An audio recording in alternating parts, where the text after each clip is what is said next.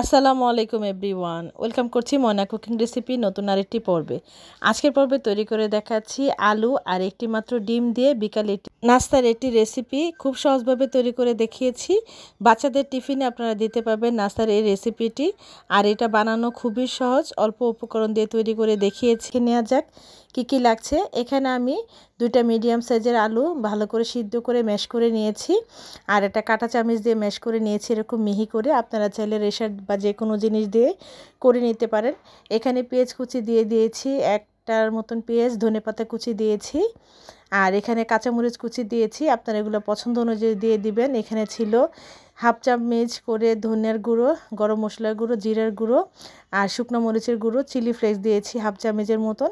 আর এখানে পাউরুটি 2 piece slice করে দিয়েছি। আপনারা যদি চান এটাকে একটু ভিজিয়েও পানি ঝরিয়ে দিয়ে দিতে পারেন। আমি এটাকে এমনি দিয়ে দিচ্ছি, যেহেতু আমি এখানে আলু দিয়েছি তাই পাউরুটিটা দিয়ে দিয়েছি। আর এখানে এখন লবণ দিব স্বাদ মতন। লবণটা আপনারা আপনাদের প্রয়োজন অনুযায়ী দিয়ে নেবেন।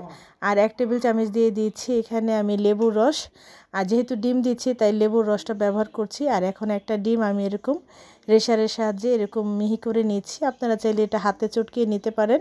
গ্রেট করার পর যেটুকু ছিল ওইটাকে আমি একটু ভালো করে হাতে চটকিয়ে নিচ্ছি, এরকম গ্রেট করে নিচ্ছি।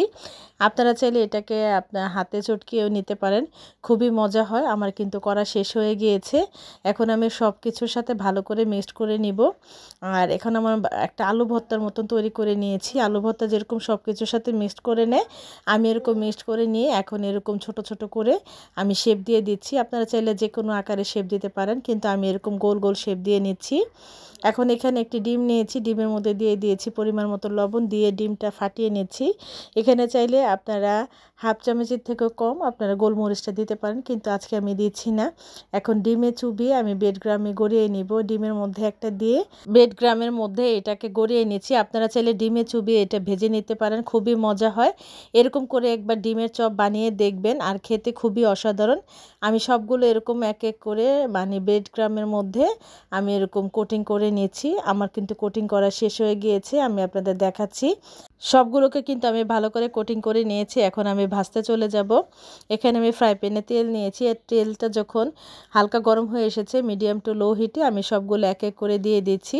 আপনারা চাইলে 2 ব্যাচে ভেজে নিতে পারেন, যেহেতু আমি আর আজকে 9টা বানিয়েছি তাই একবার একটু ভেজে নিচ্ছি। যখন নিচেরটা একটু মুচমুচে হয়ে গিয়েছে আমি চামচ দিয়ে আমি এটাকে একটু উল্টিয়ে পাল্টিয়ে দিচ্ছি।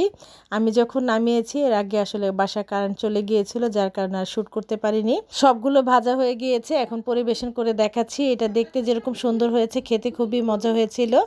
আজকে ভিডিওর কোনো অংশ ভালো লেগে থাকলে একটি লাইক দিয়ে চ্যানেলটি সাবস্ক্রাইব করে পাশে থাকা বেল বাটনে প্রেস করে রাখবেন, যাতে নতুন ভিডিও দেওয়া মাত্র নোটিফিকেশান পেয়ে যান।